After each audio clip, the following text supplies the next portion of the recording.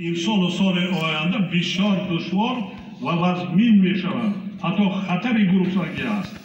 بالاروی نرخ‌ها می شود در دنیا. کمچینی محصولات غذایی را آورده می رساند. انهمودا آماده رسید.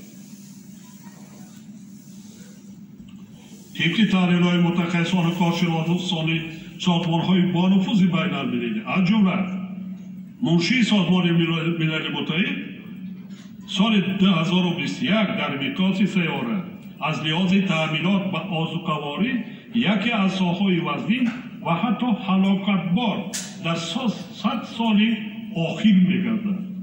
این سخنان من نیست.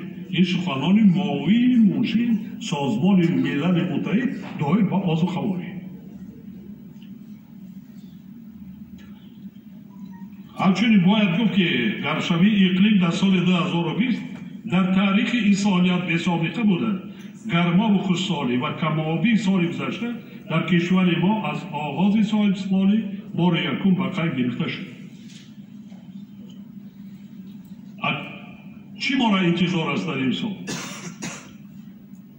بمیارد. برای من بار دیگر علمی فرصت استفاده برده و مردمی تاجیکستان و شما اعضایان حکومت وکیلان مردمی اظهار کردنی هستند که ما جدی کار کردن مانده کن. حالا وقت است. حالا عین مدعا است.